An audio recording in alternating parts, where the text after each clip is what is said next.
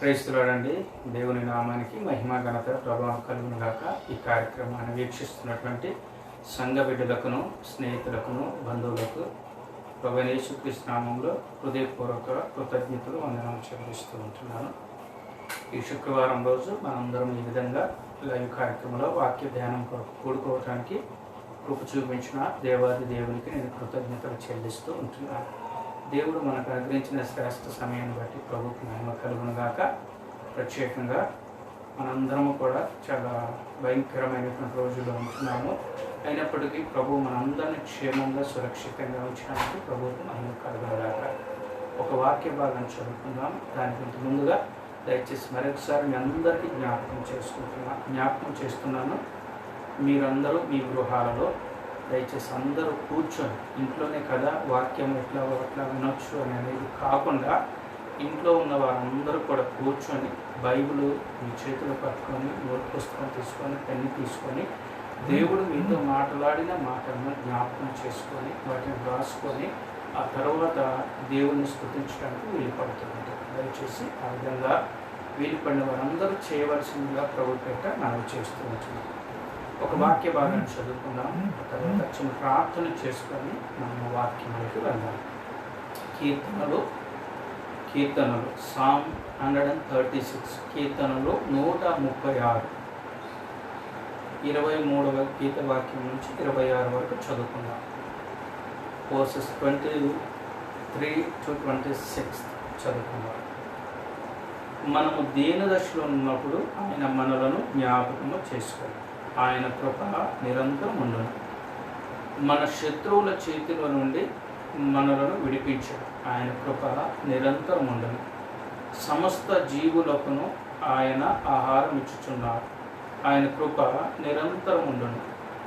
ఆకాశమందుండు దేవునికి కృతజ్ఞతాస్తుతులు చెల్లించుడి. ఆయన కృప నిరంతరం ఉండను. చిన్న ప్రార్థన చేసుకున్నాం. మమ్మల్ని మిక్కిలిగా ప్రేమించిన మా ప్రియ పరలోకపు తండ్రి, మీ పరిశుద్ధమైన ఉన్నతమైన ఘననామమును బట్టి వందనములు. మీరే మా తండ్రి మమ్మల్ని నిత్యము కాపాడుతూ ఉన్నారు. ఇజ్రాయేలును కాపాడు, కునుకడు నిద్రపోడు అని సెలవిచ్చిన దేవుడు.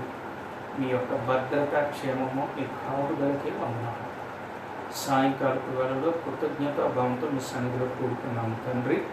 చదవబడిన లేఖన భాగంలో నుంచి మీ వాక్య సత్యములను మాకు బోధించిన ప్రభా, మా జీవితాలకు దీవెన, ఆశీర్వాదము, శాంతి, సమాధానము, నెమ్మది, నిరీక్షణ మా తండ్రి దీర్ఘాయువును కలుగజేయనటువంటి సహాయం దయచేసి ఆయన చీకటి శక్తుల ప్రభావము, అంధకార శక్తుల ప్రభావము, వాక్య పరిచయకు అడ్డుపడాలని చూస్తున్న ప్రతి ఆటంకములను ప్రభువైన యేసుక్రీస్తు నామములో కొట్టివేస్తూ మమ్మల్ని మీ దైవ రాష్ట్రాలకు అప్పగించినట్టు మహిమయు ఘనతయు ప్రభావం మీరు పొందుకోమని యేసుక్రీస్తు ప్రశస్త నామంలో ప్రార్థించి వేడుకొంటున్నాము తండ్రి.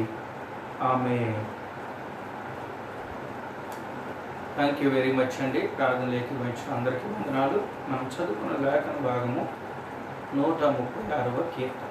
ఈ కీర్తన రచించిన వారి పేరు లేదు, కానీ భక్తులు ఎక్కువ శాతము ఈ దావీదు గారు, భక్తుడైనటువంటి దావీదు మహారాజు రచించారని చెప్తూ ఉంటున్నారు చరిత్రకారులు. సరే, ఏది ఏమైనా ఈ 136వ కీర్తన 2వ భాగం, ప్రతి వచనానికి 2వ భాగముగా ఆయన కృప నిరంతరముండును అనేటువంటి మనం చూస్తూ ఉంటున్నాం.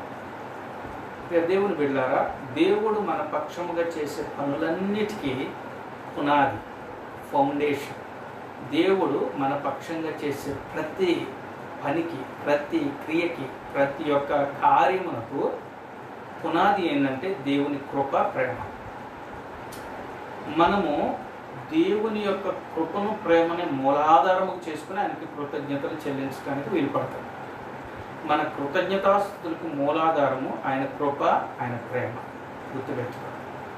కాబట్టి ఆయన కృపా కనికరములలో ఆయన నమ్మకత్వాన్ని, ఆయన దయను కలిసి ఉన్నటువంటి విషయాలను మనం ఇక్కడ చూస్తున్నాం. ఆయన కృపలో నుంచి, ఆయన కనికరముల నుంచి ఆయన నమ్మకత్వము, దయ కలిసి ఉన్నాయనేటువంటి సత్యాన్ని ఈ కీర్తన మనం చూస్తాం. ప్రారంభం నుంచి మనం చూసినట్లయితే యెహోవా దయాళుడు, ఆయనకు కృతజ్ఞతాస్తులు చెల్లించుడు. ఈరోజు కృతజ్ఞతాస్తుతుల గురించి మాట్లాడమని దేవుడు నాతో చెప్పాడు. గత శుక్రవారం నుంచి ఈ శుక్రవారం వరకు సంఘమునకు తెలియపరిచిన సమాచారం ఏమనగా, ఈ వారం అంతా ప్రార్థన చేయవద్దు, కానీ గత 50 దినాలు లేకపోతే 2 మాసాల నుంచి మనం చేస్తున్న ప్రార్థనలకు దేవుడు జవాబిచ్చాడని ముందుగానే కృతజ్ఞతలు చెల్లించాలి అని తెలియపరిచినప్పుడు సంఘ బిడ్డలు ఆ విధంగా చేస్తూ ఉన్నారు. ఈ రోజుకు వారం రోజులు, ఈ వారం రోజులు చేయటమే కాదండి, ఎల్లప్పుడూ మనం కృతజ్ఞతాస్తులు చెల్లించాలి. మరి ముఖ్యంగా ఈ వారము ప్రార్థనలకు బదులుగా కృతజ్ఞతాస్తుతులు. దేవుడు మన ప్రార్థనలన్నీ కూడా ఆలకించి జవాబిచ్చాడని కృతజ్ఞతలు చెల్లించమని చెప్పినప్పుడు సంఘం ఆ విధంగా చేస్తూ వచ్చాడు. సంఘమును బట్టి నేను, సంఘ బిడ్డలను బట్టి నేను దేవునికి కృతజ్ఞతలు చెల్లిస్తూ ఉంటున్నాను. ఈ కీర్తన ప్రారంభం నుంచి మనం చూస్తే దేవుడు దయాళుడు కాబట్టి ఆయనకు కృతజ్ఞతాస్తులు చెల్లించాలి, ఆయన కృప నిరంతరం ఉంటుందని ఈ కీర్తనకారుడు చెప్తున్నాడు. రెండవదిగా దేవదేవునికి, అంటే ఆయనే దేవుడు, ఆయన మించిన వారు ఇంక మరొకరెవరూ లేరు. ఆయనే దేవుడు, ఆయన మాత్రమే దేవుడు కాబట్టి ఆయనకు కృతజ్ఞతాస్తులు చెల్లించమని కీర్తనకారుడు చెప్తున్నాడు. ఆయన ఒక్కడే మహత్కార్యములను, మహా ఆశ్చర్య కార్యములను చేయువాడు కాబట్టి ఆయనకు కృతజ్ఞతాస్తులు చెల్లించాడు. ప్రభువులకు ప్రభు, రాజులకు రాజు ఆయనే కాబట్టి ఆయనకి కృతజ్ఞతాస్తులు చెల్లించమంటున్నాడు. దేవుని బిడ్డలారా, ఇంకే మనం క్రింద చూస్తే 5వ వచనం నుంచి మనం చూస్తే ఆయనే సృష్టికర్త, ఆయనే సర్వమును సృజించినటువంటి సృష్టికర్త కాబట్టి ఆయనకు కృతజ్ఞతాస్తులు చెల్లించమని చెప్తుంటున్నాడు.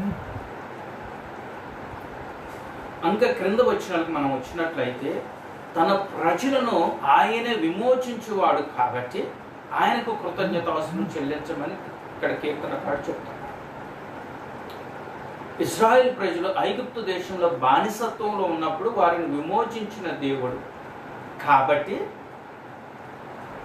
దేవుని బిడ్డలారా ఆ దేవునికి కృతజ్ఞతలు చెల్లించమని కీర్తనకారుడు చెప్తున్నాడు. శత్రువులు అనేటువంటి వారు ఐగుప్తు సైన్యము కావచ్చు, శత్రువులాగా ఎదురుపడిన ఎర్ర సముద్రము కావచ్చు, అరణ్యము అనేటువంటిది వాళ్ళకు శత్రువులుగా లేకపోతే ప్రతికూలమైన పరిస్థితిగా ఏర్పడినప్పటికీ తన ప్రజలకు దేవుడు తోడుగా ఉండి వారికి ఎదురుపడినటువంటి శత్రు రాజులైనటువంటి వారు, గొప్ప గొప్ప రాజులు ఎంతో మంది ఉన్నారు. ఆ రాజుల పేర్లు కొంతమంది ఇక్కడ ఉన్నవి, ప్రసిద్ధి నొందిన రాజులు ఉన్నారు. దేవుడు వారందరినీ హతము చేసినాడు. అంత మాత్రమే కాకుండా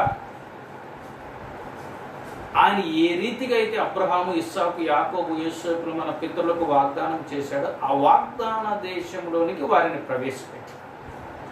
అందును బట్టి కృతజ్ఞతాస్తులు చెల్లించమని కీర్తనకారుడు చెబుతూ ఇశ్రాయేలునకు ఆ యొక్క స్వాస్థ్యముగా ఆ దేశమును అప్పగించినాడు, అందుకు కృతజ్ఞతాస్తులు చెల్లించమని చెప్పి 23, 24, 25, 26 వచనాలకు వచ్చినాక మనము దీన దశలో ఉన్నప్పుడు ఆయన మనలను జ్ఞాపకం చేసుకున్నాడు.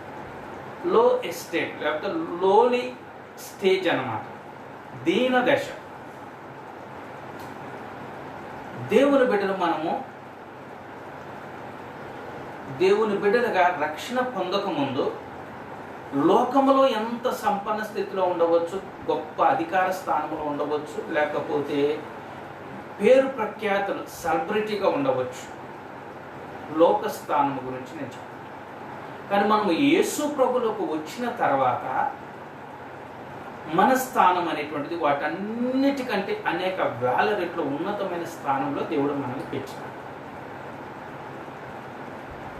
దేవునిని ఎరగకుండా ఉన్నటువంటి జీవితమే దీనదశ. దేవునిని ఎరిగిన తర్వాత మన దశ అంతా కూడా మారిపోయింది. అందుకు కృతజ్ఞతాస్తుతులు చెల్లించమని ఇక్కడ భక్తుడు చెప్తూ ఉంటున్నాడు. ప్రియ దేవుని బిడ్డలారా, మనము కీర్తనలో 107లో మనం చూసినట్లయితే యెహోవా దయాళుడు, ఆయనకు కృతజ్ఞతాస్తుతులు చెల్లించమని చెప్తున్నాడు. అదే కీర్తన 8, 15, 21, 31 ఈ గీత వాక్యాలలో ఈ వచనాలు చూసినట్లయితే దేవుని కృపను బట్టి లేకపోతే ఆయన కృపను బట్టి నరులకు ఆయన చేయు ఆశ్చర్య కార్యములను బట్టి వారు దేవునికి కృతజ్ఞతాస్తులు చెల్లించారు. ఈరోజు సంఘమంతా కూడా కృతజ్ఞతలు చెల్లించడానికి కారణములు కోకొల్లలు ఉన్నవి. 1 కాదు, 2 కాదు, 3 కాదు, కోకొల్లలు ఉన్నవి కారణాలు. ఆయనకి కృతజ్ఞతలు చెల్లించడానికి కారణాలు లెక్క పెట్టాలంటే లెక్కించడం మన చేత కాదండి, వీలు పడదండి. అన్ని కార్యములు దేవుడు మన జీవితాలు చేస్తాడు కాబట్టి ఆయనకి కృతజ్ఞతలు చెల్లించాలి. ఇక్కడ ఈ ప్రార్థనలో ఏముందంటే దీన దశలో ఆయన మనల్ని జ్ఞాపకం చేసుకున్నాడు, అందుకు కృతజ్ఞతలు చెల్లించాలి. దీన దశలో లోకములో సంపన్న స్థితిలో ఉన్నప్పుడు అందరూ మనల్ని జ్ఞాపకం చేసుకుంటారు, మన యొద్దకు వస్తారు, మన నుండి ప్రయోజనం పొందుతారు.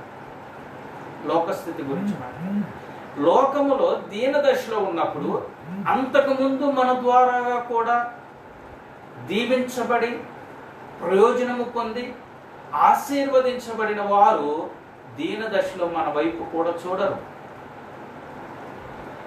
ఒక ఉదాహరణ చెప్తాను. తప్పిపోయిన కుమారుడు ఆస్తినంతా తీసుకుని వెళ్ళినప్పుడు స్నేహితులందరూ ఆస్తున్నంత వరకు తనతోటి ఉన్నారు. ఎప్పుడైతే ఆస్తి అంత అయిపోయిన తర్వాత తన ఆకలి అవుతుంటే ఆకలి కొరకు భోజనం కొరకు స్నేహితులను అడిగితే వాళ్ళు ఆ స్థితిలో నుంచి తప్పించుకొని అతనికి సహాయం చేయకుండా ఎటువంటి స్థితికి వెళ్ళాడంటే పందులను మేపే స్థితిలోకి. ఆ పందులను మేపే స్థితిలో కూడా పందులకు పెట్టేటువంటి ఆహారమైనటువంటి ఆ పొట్టును తిని ఆకలి తీర్చుకోవాలనుకున్నప్పుడు ఆ స్థితిలో అతనికి తండ్రి గుర్తొచ్చాడు. తండ్రి మాత్రం ఎప్పుడు ఇతన్ని జ్ఞాపకం చేసుకుంటూనే ఉన్నాడు. అందుకే తిరిగి ఇంటికి వస్తూ ఉంటుంటే కుమారుడు దూరమున ఉండగానే తండ్రి పరిగెత్తుకుంటూ వెళ్ళి కౌగిలించుకున్నాడు. ఆ తనయుడు ఆ కుమారుడు చేసిన పొరపాటు చెప్పడానికి ముందుగానే చెప్పడానికి అవకాశం ఇవ్వకుండానే కౌగిలించుకుంటాడు, మరల పూర్వస్థితిని ఇస్తాడు. దేవుని బిడ్డలారా, మనందరము కూడా మన స్థితిగతులు ఎరగాలి. దేవునిలోకి వచ్చిన తర్వాత దేవుడు మనల్ని ఆశీర్వదించిన విధానం బట్టి మన పూర్వపు ప్రధానమైనటువంటి ప్రభు దగ్గరకు వచ్చిన స్థితిని మర్చిపోవద్దు. ఆ స్థితిని మనం జ్ఞాపకము చేసుకుంటూ ప్రతిదినము దేవునికి కృతజ్ఞతలు చెల్లించాలి. ఈ హైదరాబాద్ పట్టణంలోకి వచ్చిన ప్రతి ఒక్కరు కూడా వారి ప్రారంభ స్థితి ఎట్లుందో వారికి తెలుసు. నా ప్రారంభ స్థితి ఏందో నాకు తెలుసు. కానీ దేవుడు నన్ను అప్పుడు జ్ఞాపకం చేసుకున్నాడు, ఇప్పుడు కూడా జ్ఞాపకం చేసుకుంటున్నాడు, మరలా జ్ఞాపకం చేసుకుంటాడు. ఆయన నన్ను దీవిస్తూనే ఉన్నాడు, మిమ్ములను దీవిస్తూనే ఉన్నాడు, మనందరినీ దీవిస్తూనే ఉన్నాడు. ఆయన జ్ఞాపకము చేసుకునే దేవుడు, మర్చిపోయే దేవుడు కాదు. రక్షించుకున్నాడు, పేరు పెట్టి పిలుచుకున్నాడు, తన బిడ్డగా చేసుకున్నాడు, సమాజముగా సంఘముగా తన కుటుంబంలో సభ్యులుగా చేసినటువంటి మనల్ని దేవుడు మర్చిపోయేవాడు కాదండి. మర్చిపోవడానికి ఆయన నరుడు కాదు, ఆయన దేవుడు. జ్ఞాపకం చేసుకుని దీవిస్తాడు. ఈ 4 వచనాలలో ఆయన మన దీన దశను జ్ఞాపకం చేసుకున్నాడు కాబట్టి కృతజ్ఞతలు. మన శత్రువుల చేతిలో నుండి ఆయన మనల్ని విడిపించినాడు కాబట్టి ఆయనకి కృతజ్ఞతలు. సమస్త జీవులకు ఆహారము ఆయనే ఇచ్చువాడు కాబట్టి కృతజ్ఞతలు. ఈరోజు నువ్వు భుజిస్తున్నావంటే దేవుడిచ్చిన కృప అండి, దేవుడు చేసిన మేలండి. అందుకు దేవునికి కృతజ్ఞతలు చెల్లించాలి. కరువుతో చనిపోతున్న వారు కోట్ల కొలది ఉన్నారు దేశంలో, ప్రపంచంలో. మన దేశంలోన సర్వేలు చెప్తున్నవి సంవత్సరమునకు 10 మిలియన్లు చనిపోతున్నారు. ఈ లాక్డౌన్ పీరియడ్లో ఇంకా ఎక్కువ మంది చనిపోతుంటున్నారు. కానీ నీకు నాకు ఆహారం ఇచ్చినాడు దేవుడు, అందుకు కృతజ్ఞతలు చెల్లించాలి. ఆకాశమందున్నటువంటి దేవుడు, చివరి వచనంలో ఉంటుంది కదా, ఆకాశమందున్నటువంటి దేవునికి కృతజ్ఞతాస్తుతులు చెల్లించుడు.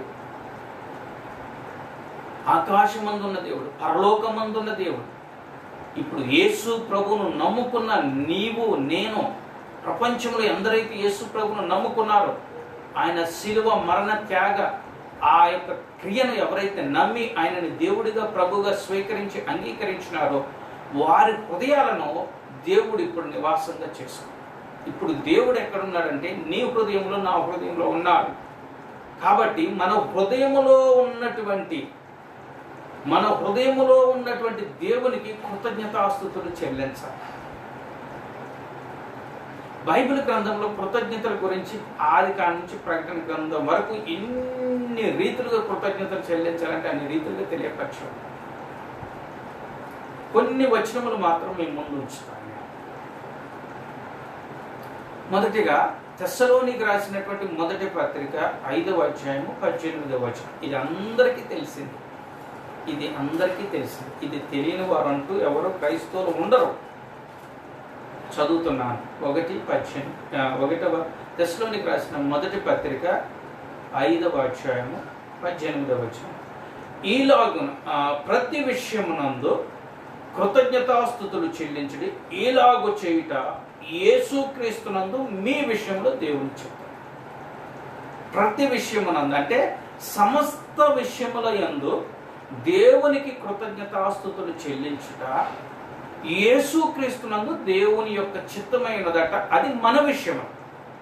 సమస్త విషయాలలో, సమస్త విషయముల యందు, ప్రతి విషయం అంటే సమస్త విషయముల యందు దేవునికి కృతజ్ఞతాస్తుతులు చెల్లించాలి.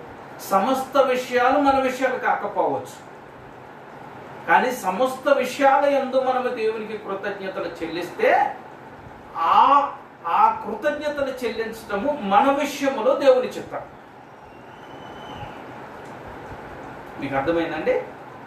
ప్రతి విషయము మన విషయము కాకపోవచ్చు, కానీ ప్రతి విషయములో దేవునికి కృతజ్ఞతలు చెల్లించటము మన విషయము, అది దేవుని చిత్తం.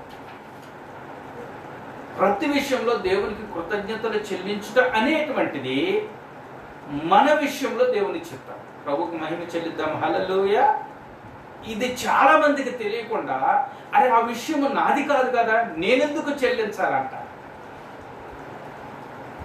ప్రతి విషయములో, సమస్త విషయముల యందు కృతజ్ఞతలు చెల్లిస్తే అది దేవుని యొక్క చిత్తము మన విషయంలో అవుతుంది.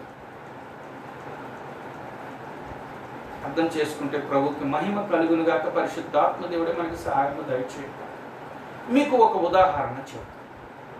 పరిశుద్ధ గ్రంథము దినవృత్తాంతములో 2వ దినవృత్తాంతంలో 20వ అధ్యాయం, దినవృత్తాంతల గ్రంథము 2వ గ్రంథము 20వ అధ్యాయము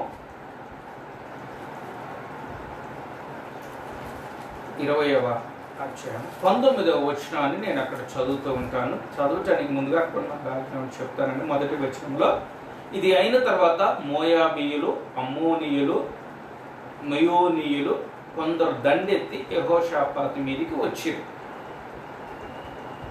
అప్పుడు యెహోషాపాతు ఏమి చేయవాలో తోచకుండా, 3వ వచనం, అందుకు యెహోషాపాతు భయపడి యెహోవా యొద్ద విచారణ చేయుటకు మనసు నిలుపుకొని యూదా యందంతటా ఉపవాస దినము ఆచరింపవలన చాటింపగా యూదా వారు యెహోవా వలన సహాయమును వేడుకొనుటకు కూడుకొనిరి. యెహోవా యొద్ద విచారించుటకు యూదా పట్టణం అన్నిటి నుండి జనులు వచ్చారు. ఇక్కడ పరిస్థితి, ఇక్కడ విషయం ఏంటంటే యుద్ధం. యెహోషాపాతు రాజుగా ఉండగా ఆయన మీదకి 3 విధములైనటువంటి మోయాబీలు, అమ్మోనీయులు, మెయోనీయులు కలిసి దండెత్తి వస్తారు. ఇది యెహోషాపాతు విషయము ఏంటంటే యుద్ధము. ఆయన రాజు కాబట్టి యుద్ధము. అది ఆయన రాజ్యముకు సంబంధించిన విషయం. సమస్త విషయాలలో ఇది ప్రాముఖ్యంగా ఆయనకు సంబంధించిన విషయం. ఇటువంటి పరిస్థితి నీ జీవితంలో, నా జీవితంలో మనం ఎదుర్కోవచ్చు. అది మనకు సంబంధించిన విషయాలు ఉండవచ్చు. యెహోషాపాతు మీదకి శత్రువు రాజులు దండెత్తి వచ్చారు. ఒక్కొక్కసారి నీ మీదకి, నా మీదకి కూడా శత్రువులు దాడి చేయడానికి రావచ్చు. అది మన వ్యక్తిగత విషయాలు. ఇక్కడ యెహోషాపాతు యొక్క వ్యక్తిగత విషయం ఏంటంటే, శత్రువు రాజులు దాడి చేయడానికి వస్తే అప్పుడు దేవుడి దగ్గర ప్రార్థన చేస్తే దేవుడు చెప్పింది ఏంటంటే 19వ వచనంలో ఉంటుంది. అక్కడ దేవుడు చెప్పింది ఏంటంటే యుద్ధము మీది కాదు, నేనే మీ పక్షంగా యుద్ధము చేస్తాను. మీరు చేయవలసింది ఏంటంటే నాకు కృతజ్ఞతలు స్తుతులు చెల్లించమని దేవుడి సెలవిస్తున్నాడు. హల్లెలూయా. ఇది లోకపరంగా చాలా విచిత్రంగా ఉండవచ్చు, ఒక పిచ్చిలాగా అనిపించవచ్చు. అరే శత్రువు వచ్చి యుద్ధం చేస్తుంటే మీరేంది పాటలు పాడి దేవునికి కృతజ్ఞతలు స్తుతులు చెల్లించడం. మన దేవుడు ఏది చేసినా అది ఆయన పద్ధతిలోనే చేస్తాడు, కానీ మనం అనుకున్నట్టు చేయదు. మనం ఒక పెక్యులర్ పీపుల్ అండి. మనం ఒక వింతైన ప్రజలుగా ఈ లోకంలో మనం కనబడాలి. యుద్ధము జరుగుతూ ఉంటే ఆ యుద్ధము కూడా మన మీద జరుగుతూ ఉంటే మనము ఆ యుద్ధము మన మీద కాదన్నట్లుగా ఆనందంతో సంతోషముతో మనము పాటలు పాడుతూ ఉండటం అనేటువంటిది ఒక వింత. యెహోషాపాతుకి దేవుడు చెప్పాడు అట్లా చేయమని.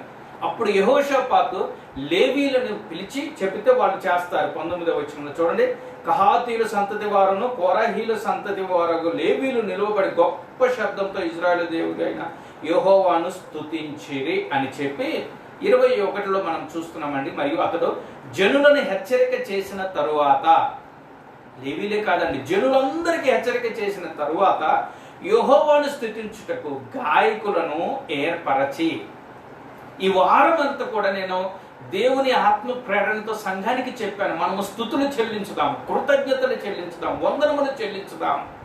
ఆయన చేసిన మేలును బట్టి ఆయనకి కృతజ్ఞత భావం కలిగి ఉందాము. పరిశుద్ధ అలంకారములను ధరించి సైన్యము ముందర నడుచుచు యెహోవా కృప నిరంతరముండును ఆయన స్తుతించుడని స్తోత్రము చేయుటకు వారిని నియమించిరి. ప్రతి విషయంలో, ఇక్కడ యుద్ధ విషయం, ఇది వ్యక్తిగత విషయం. ఈ విషయంలో యెహోషాపాతుకు దేవుడు చెబితే ఆయన కృతజ్ఞతలు చెల్లించాడు. కృతజ్ఞత స్తుతులు వాళ్ళు చెల్లిస్తే దేవుడు అద్భుతంగా శత్రువులందరిని నాశనం చేసి, అక్కడ రాయబడి ఉన్నది, శత్రువులు నాశనం అవటమే కాదండి, దేవుడు వారికి ఆశీర్వాదాలు ఇస్తాడు. ఆ ఆశీర్వాదాలు కూడా ఎట్లున్నాయో చూడండి. 25వ వచనం, యెహోషాపాతు అతని జనులను వారి వస్తువులను దోచుకున్నట్టుకు దగ్గరికి రాగా ఆ శవముల యొద్ద విస్తారమైన ధనమును ప్రశస్తమైన నగలను కనబడెను. వారు తమకిష్టమైనటువంటిగా తీసుకొని తాము కొనిపోగలిగినంతకంటే ఎక్కువగా ఒలుచుకొని కొల్ల సొమ్ము అతి విస్తారమైన దాన్ని కూర్చుకుంటూ 3 దినములు పట్టిందట. వాటి అవసరం ప్లస్ దేవునికి కృతజ్ఞతలు. వీరు యుద్ధము చేయలేదు, శత్రువులు వచ్చారు, వీరిపైన దాడి చేయటానికి రెడీగా ఉన్నారు, దాడి చేయటానికి సిద్ధంగా, కానీ వీరు చేసింది ఏమీ లేదు. వీరు జస్ట్ దేవుని మాట విని కృతజ్ఞతలు చెల్లించారు.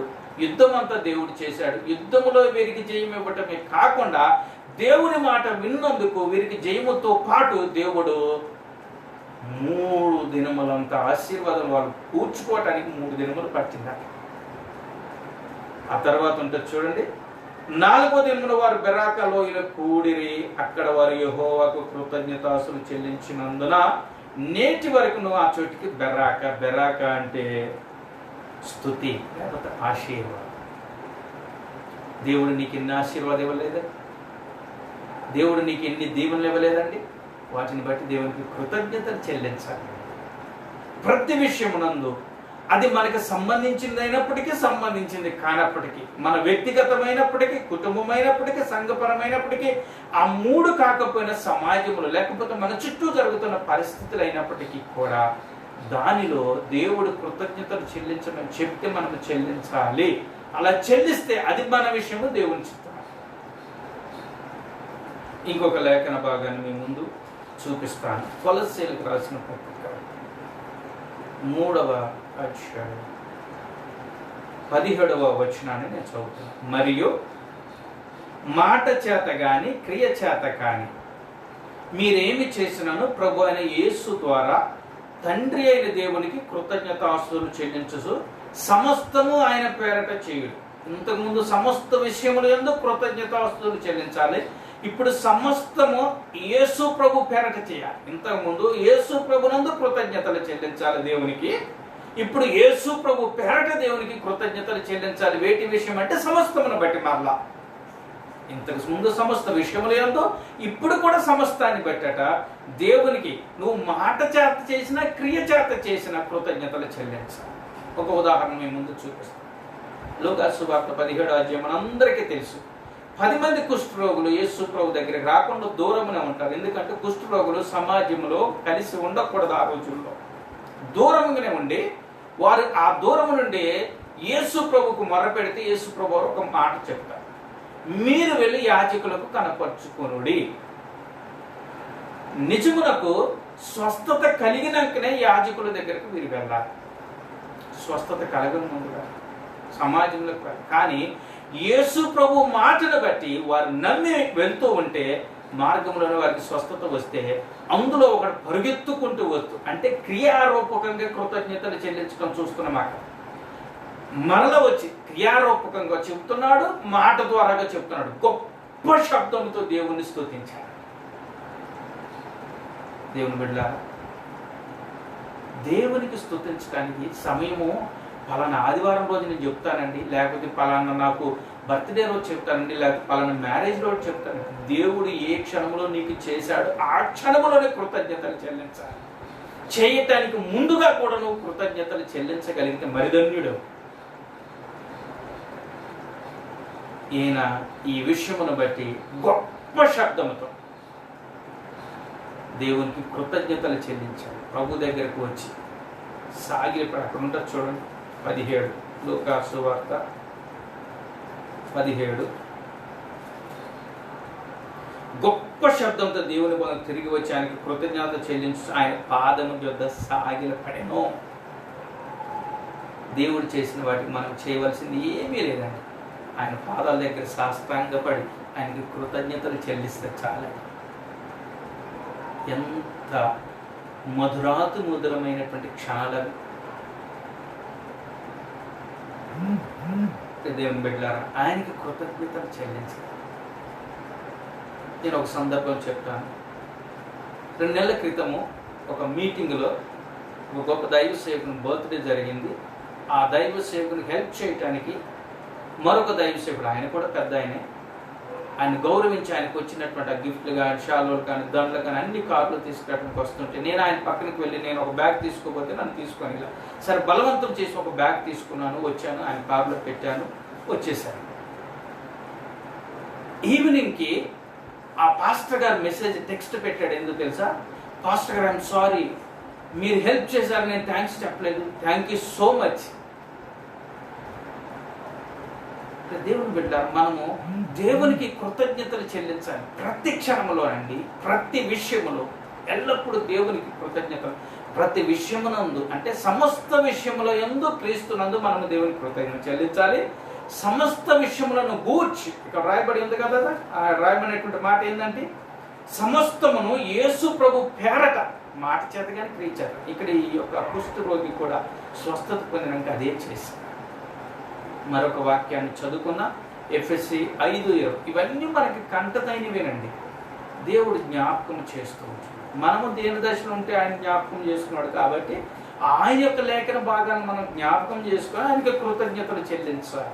5వ అధ్యాయం ఎఫెసీలకు రాసిన పత్రిక 5వ అధ్యాయం 20వ వచనం, మన ప్రభు అయిన యేసుక్రీస్తు పేరట సమస్తమును గూర్చి.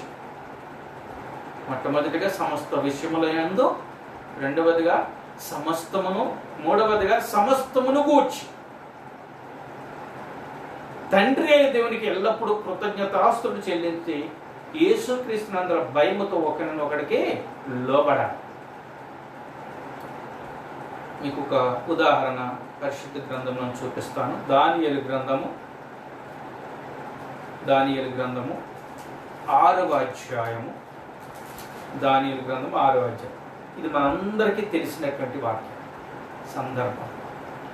అక్కడ ఒక శాసనం వస్తుంది. దానియేలు వర్ధిల్లటము తనతో ఉన్నటువంటి మిగిలిన వారికి ఇష్టం లేక ఈర్ష్యపడి ఈయనని ఏదో ఒక రీతిగా తప్పు పట్టి రాజు దగ్గర శిక్షించేటట్లుగా ఆయన యొక్క పేరు ప్రఖ్యాతులు పైకి వెళ్లకుండా ఆయన తగ్గించాలి, నాశనము చేయాలని పూనుకొని అతనితో ఉన్నటువంటి మిగిలినటువంటి జ్ఞానులు ఒక శాసనాన్ని రాజు చేత ప్రేరేపించి రాసి, ఆ శాసనం ఏంటంటే రాబోయేటువంటి దినములలో రాజుకు తప్ప ఇంకెవ్వరికి ప్రార్థన చేయవద్దు. ఇది మన అందరికీ తెలుసు. 6వ అధ్యాయం. తన రాజ్యం అంతటి పైన అధిపతులుగా ఉన్నట్టుకై 120 మంది అధిపతులను నియమించుటకు దర్యావేషునికి ఇష్టమైన వారి పైన 3 ప్రధానులుగా నియమించిన. ఆ 3లో దానియేలు ముఖ్యుడు.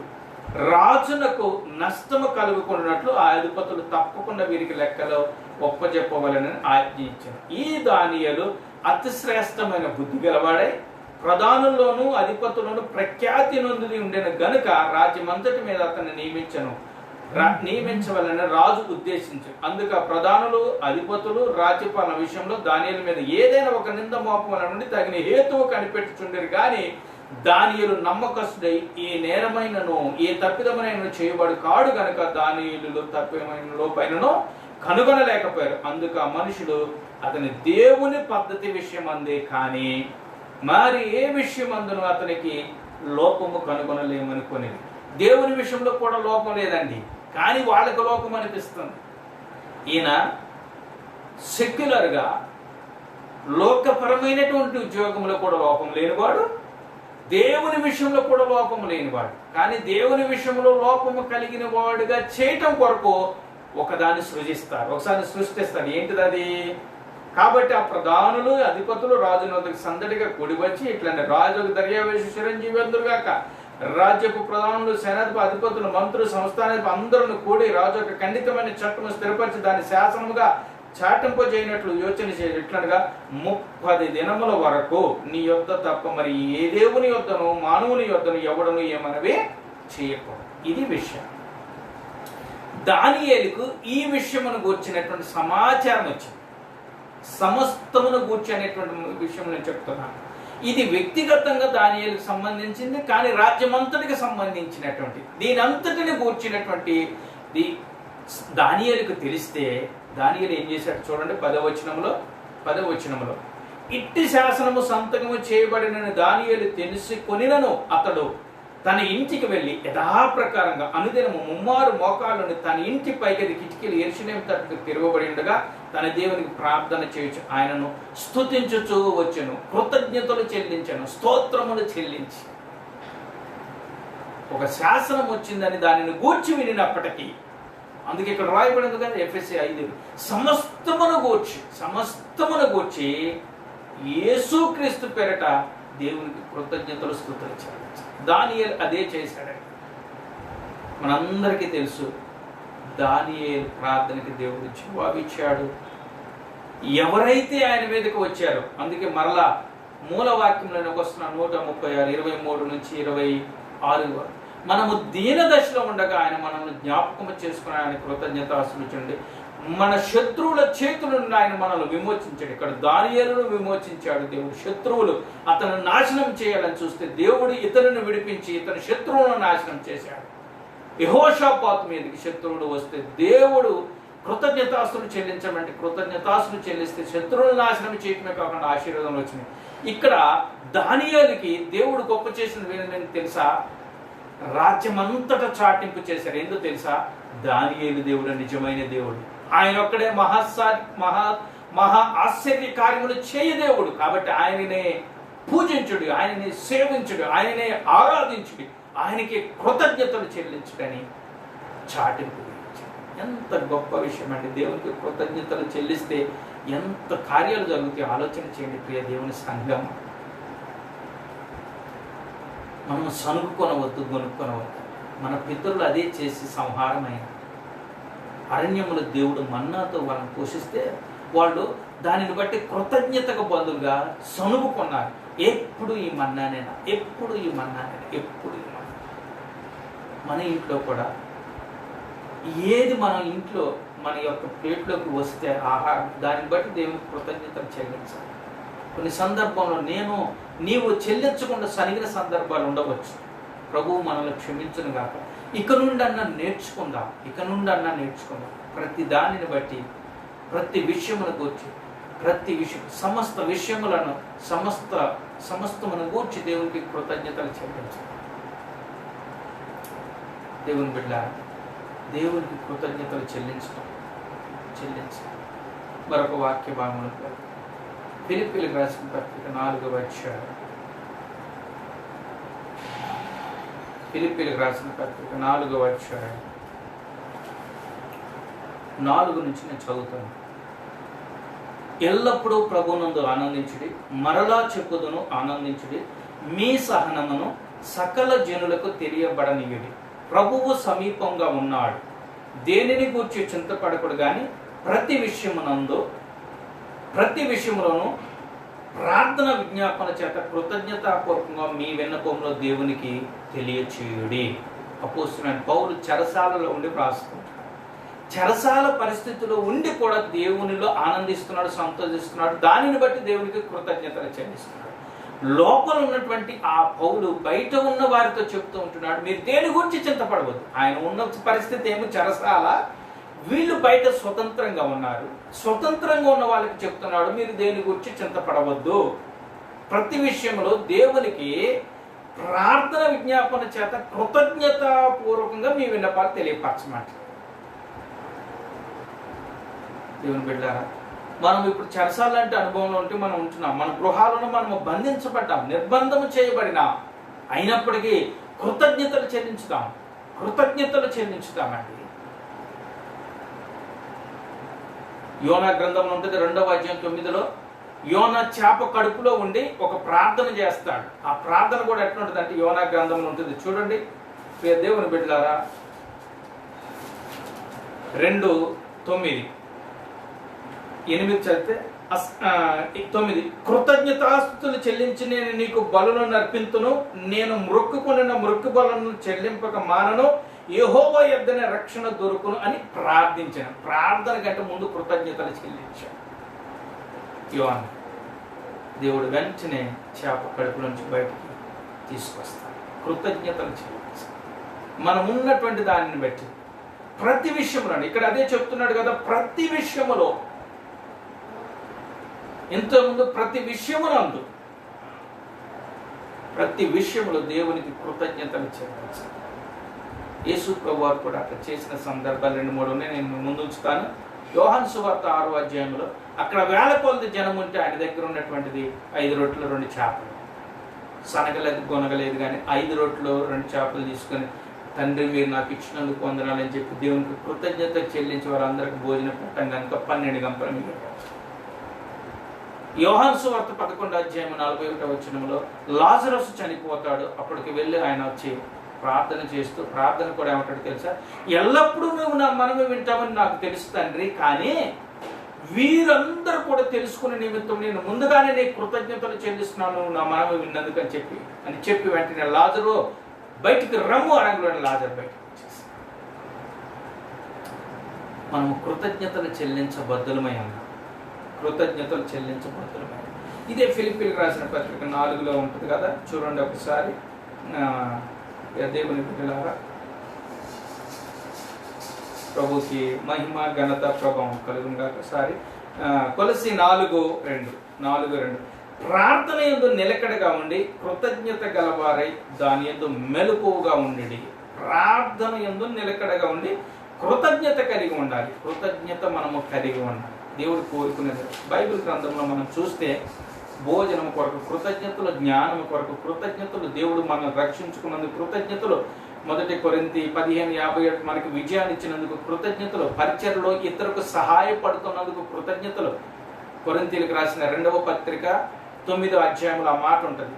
కొరింథీలకు రాసిన 2వ పత్రిక 9:9లో పరిశుద్ధుల యొక్క పరిచర్య, ఎవరైతే ఆపదలో ఉన్నారో వారు ఆదుకునే కొరకు ఇక్కడ చేసినటువంటి పరిచర్య ఉంటుంది. ఈ రోజుల్లో కూడా ఆపదలో ఉన్న వారికి ఆదుకునే పరిచర్య, అది కూడా ఇష్టపూర్వకంగా కృతజ్ఞతలు చెల్లిస్తూ చేయమని దేవుడు సెలవిస్తే కొరింథీ సంఘం ఆ విధంగా చేసినట్లుగా మనము చూస్తూ ఉంటున్నాం. దేవుని సంఘమా, కృతజ్ఞతలు చెల్లించుదాం. దేవుడు మనకి ఇచ్చిన వాటిని బట్టి నీ చేతనైతే నీ తోటి వారికి సహాయం ఇచ్చి. అపోస్తలుడైనటువంటి పౌలు ఇక్కడ చెప్తూ ఉంటున్నాడు. ఏమనంటే 11-12 ఇటు ఔదార్యము వలన మా ద్వారా దేవునికి కృతజ్ఞతాస్తులు చెల్లింపబడును. ఏలైనగా ఈ సేవనకు వచ్చి పరిశుద్ధుల అక్కర్లకు సహాయము కలుగజేయటం మాత్రం కాకుండా అనేకులు దేవునికి చెల్లించు కృతజ్ఞతాస్తుతుల మూలముగా విస్తరించుచున్నది. దేవుని పరిచర్య విస్తరణకి ఒక కీ ఏందో తెలుసా? ఒక తాళం చెవి లాంటిది కృతజ్ఞతాస్తులు చెల్లించు. నువ్వు ఎంతగా కృతజ్ఞతలు చెల్లిస్తూ నువ్వు అంతగా విస్తరించబడతావండి. బైబిల్ సంబంధించిన కొలస్సీలకు రాసిన పత్రికలో కూడా ఆ మాట ఉంటుంది. 2వ అధ్యాయము 7వ వచనంలో చివరి, కృతజ్ఞతాస్తులు చెల్లించుట యందు విస్తరించుచు ఆయన యందు నడుచుకుని. మనం కృతజ్ఞతాస్తులు చెల్లించుటలో విస్తరిస్తే ఆటోమేటిక్గా మనము మన పరిచర్యల విస్తరణలోకి వస్తాయి. దేవునికి మహిమ కలుగును గాక. హల్లెలూయా.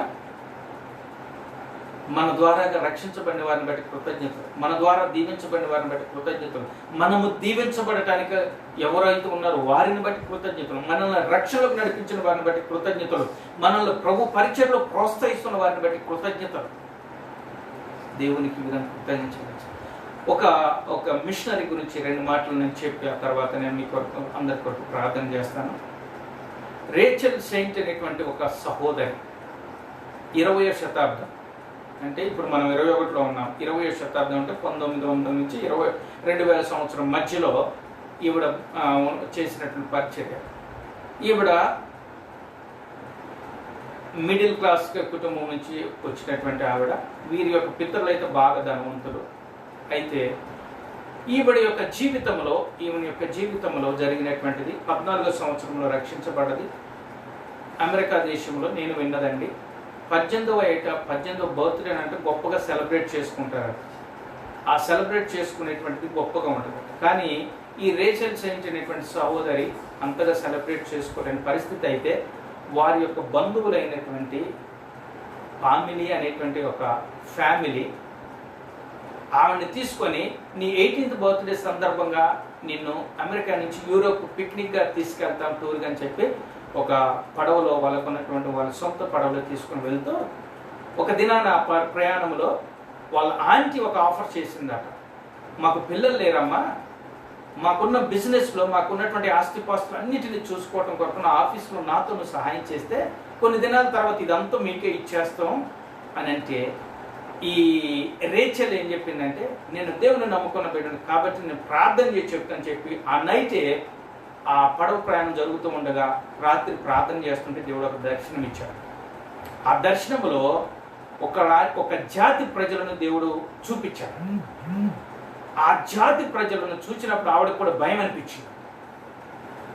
వెంటనే నెక్స్ట్ డే వచ్చి వాళ్ళ ఆంటీతో చెప్పింది, ఆంటీ మీరు ఇచ్చినటువంటి ఆఫర్ని బట్టి వందనాలు, మీకు కృతజ్ఞతలు చెల్లిస్తున్నాను, నన్ను ఈ ట్రిప్ కూడా తీసుకువెళ్తున్నారు, ఐఎమ్ నాట్ వర్ది, కానీ మీరు నాకు కల్పించినందుకు వందనాలు అని చెప్పి ఆవిడ దేవుడు నన్ను మిషనరీగా వెళ్ళటం కొరకు నన్ను రాత్రి దర్శనము ద్వారా మాట్లాడినాడు కాబట్టి నేను మిషనరీకి వెళ్ళటానికి తీర్మానం చేసుకున్నాను చెప్పి తిరిగి ఆ యూరోప్ ట్రిప్ ముగించుకుని యుఎస్ వచ్చి ఆవిడ 2 years మిషనరీ ట్రిప్ కోర్స్ చేస్తే ఆ 2 years చేసినాక కూడా హెల్త్ చెకప్ చేసినాకనే వాళ్ళు మిషనరీకి పంపిస్తారు. ఏ మిషనరీ ఆర్గనైజేషన్ అయినా ఆవిడ హెల్త్ చెకప్ చేస్తే నడుముల బలహీనతను బట్టి ఆవిడ పనికిరాదని చెప్పి ఆవిడ పంపించకపోతే ఆవిడ మరొక సంస్థతో కలిసి త్రాగుబోతులు, మత్తు పదార్థాలు అలవాటు పడిన వారి మధ్యలో సేవ చేయటం కొరకు దేవుడు ఆ ప్రాంతంలో సేవ చేస్తూ అక్కడ ఒక ఆయన ఉన్నట్టు, ఆయన పేరు ఏంటంటే క్యామరూన్ అనేటువంటి ఆయన ఒక ఆర్గనైజేషన్ ప్రారంభించాడు. మిషనరీస్కి ట్రైనింగ్ ఇచ్చి వేరు వేరు దేశాలకు పంపించాడు. అందులో ఏమిటి ట్రైనింగ్ అయ్యి ఆవిడ చెప్తుంది కదా, నేను అక్వా చేతి మధ్య సేవ చేయటం కొరకు దేవుడు నన్ను పిలిచాడు కాబట్టి నన్ను అక్కడ పంపించడం కొరకు తర్ఫీదు ఇవ్వమంటే తర్ఫీదు ఇచ్చినాక అక్కడికి వెళ్తానంటే ఆవిడని పంపించడానికి తీర్మానం చేసుకుంటారు. ఆ పంపించడానికి తీర్మానం చేయటానికి ముందుగా ఈవిడ ట్రైనింగ్ ఉన్నటువంటి పీరియడ్లోనే పెరు అనేటువంటి ఒక దేశం, ఇదంతా కూడా సౌత్ అమెరికాలో ఉంటాయండి ఇవన్నీ, సౌత్ అమెరికాలో పెరు అనేటువంటి ఒక దేశంలో 2 years ఈ ట్రైనింగ్ పీరియడ్లో క్యాంపు అడవిలోకి వెళ్ళి ఆ జంగిల్లో వాళ్ళు ట్రైనింగ్ చేసి రావాలి మిషనరీస్గా. అక్కడ ఏముండవండి, వండుకోవటానికి స్టవ్ ఉండదు, కిరోసిన్ స్టవ్ కూడా ఉండదండి, ఏ అవసరం బాత్రూమ్ ఉండవు, అవి ఉండవు, ఇవి ఉండవు, ఏముండవు. అటువంటి అడవిలో అడవి జాతి ప్రజలు, ఇంకా చెప్పాలంటే వాళ్ళు చంపి మనుషులు కూడా తినేటువంటి జాతి వాళ్ళు ఉన్నారు. 2 years అక్కడ ట్రైనింగ్ చేసి వస్తుంది, నేర్చుకుంటుంది. ఆ తర్వాత పెరు దేశానికి వెళ్ళటానికి ముందుగా ఈక్వెడార్ అనేటువంటి ఒక ప్రాంతం ఉంటుంది. ఈక్వెడార్ ప్రాంతానికి వచ్చినప్పుడు తన కజిన్ బ్రదర్ ఒక ఆయన అక్కడ సేవ చేస్తున్నాడు మిషనరీగా వచ్చి తన స్నేహితులతో కలిసి.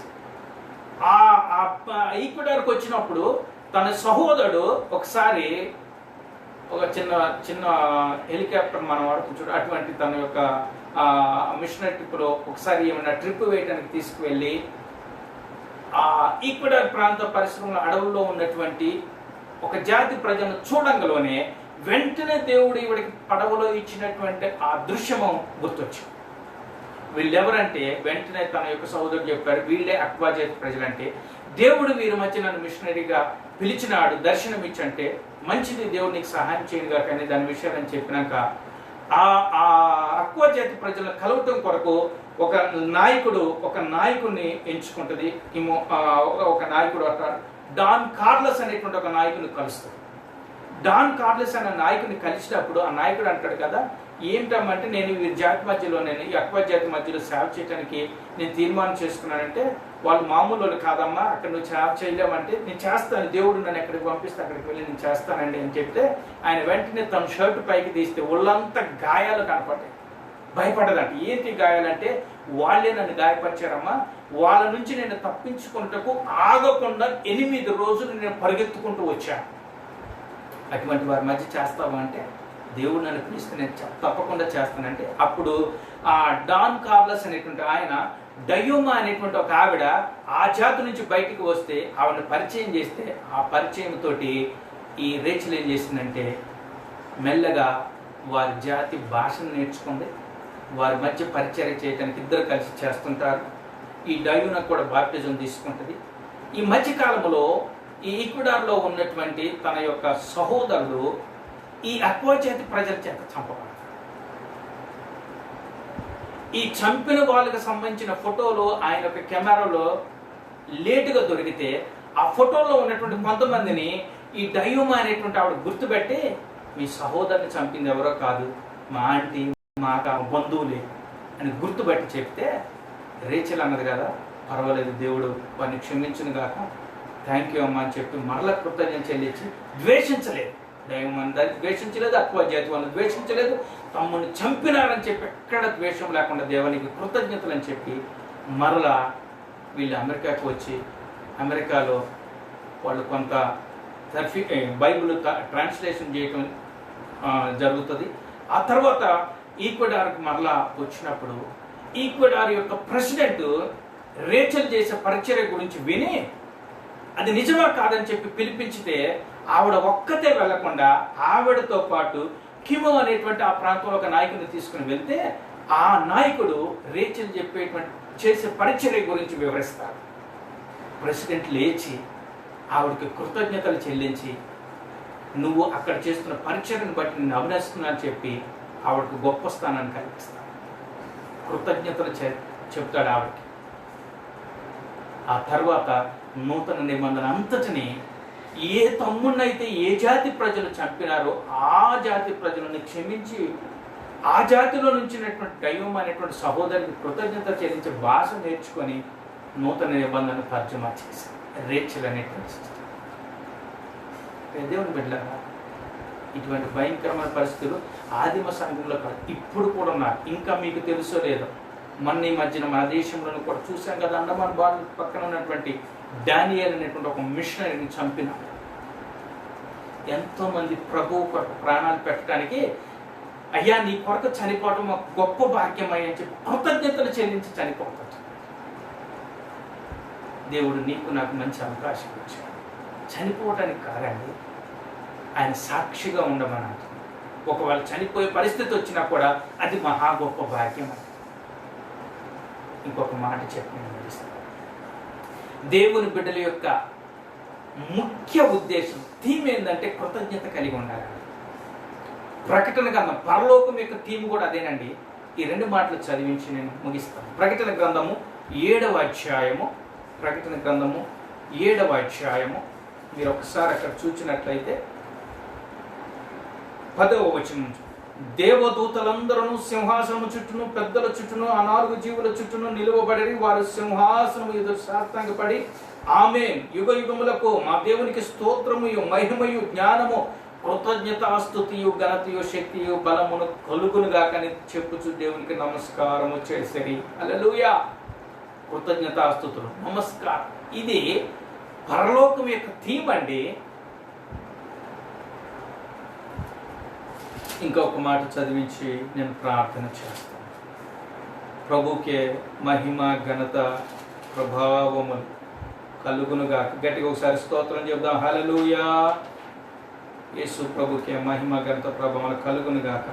ప్రకటన గ్రంథము ఇంకొక మాట చెప్పి నేను ముగిస్తాను. చదువుకొని ప్రభు పేరిట ప్రార్థన చేస్తాను. దేవునికే సమస్త ఘనత, సమస్త మహిమ ప్రభావములు కలుగునుగాక. ఆమేన్, ఆమేన్.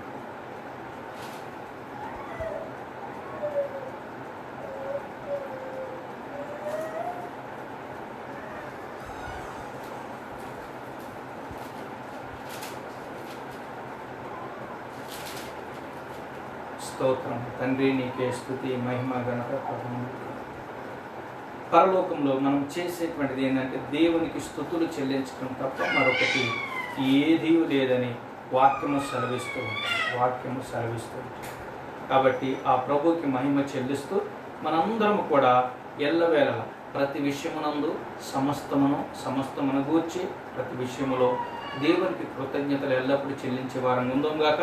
అట్టి కృప దేవుడు మనకు దయచేయనట్లుగా తలలో వంచి కళ్ళు మూసుకుని ప్రార్థన చేసుకుందాం. తలలో వంచుతాం, కళ్ళు మూసుకుందాం, ప్రార్థన చేసుకుందాం.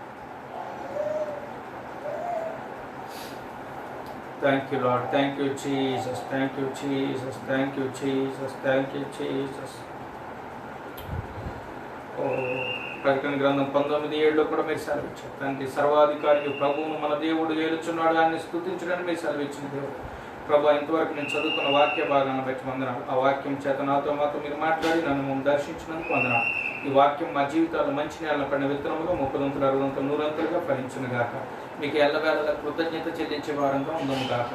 కృతజ్ఞతలు చెల్లించి నేను మహింపరచుదాము గాక, నిన్ను గణపరచుదాము గాక. పరిస్థితులు ప్రతికూలంగా ఉన్నా, ఏ విధంగా ఉన్నా మీకు ఎల్లప్పుడూ కృతజ్ఞతలు చెల్లించి నేను మహింపరచుదాము గాక. మాకు ఇచ్చిన గొప్ప సమయాన్ని కారణాన్ని బట్టి కృతజ్ఞతలు చెల్లిస్తూ వాక్యానుసారంగా జీవించి నేను మహింపరచుటకు సహాయం దయచు. యేసు క్రీస్తు పరిశుద్ధ నామములో ప్రార్థించి ప్రభు అడుగుతూ, ఈ యొక్క వాక్యం చూస్తున్నటువంటి వారి జీవితాల్లో ఎటువంటి పరిస్థితులు నాకు తెలియదు, కానీ ఆ పరిస్థితులన్నింటిని బట్టి నీ కృతజ్ఞతలు చెల్లించి మీ వద్ద నుండి దేవుని ఆశీర్వాదాలు పొందేవారిగా ఉండునట్లుగా యేసు క్రీస్తు నామములో అడిగి వేడుకొంచున్నాము తండ్రి.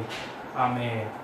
ఇప్పుడు మన పరమ తండ్రి అయిన దేవుని ప్రేమయు, ప్రభువును రక్షకుడైన యేసు క్రీస్తు వారి కృపయు, పరిశుద్ధాత్మ దేవుని యొక్క అన్యోన్య సహవాసం, ఆదరణ, సంబంధం ఇప్పుడు మనందరకు, లోకంలోని సకల పరిశుద్ధులకు, వాక్యం దాని ప్రకారంగా జీవించే ప్రతి బిడ్డకు ఇప్పుడు ఎల్లప్పుడు సదాకాలము తోడై నడిపించును గాక. Amen. Thank you. God bless you.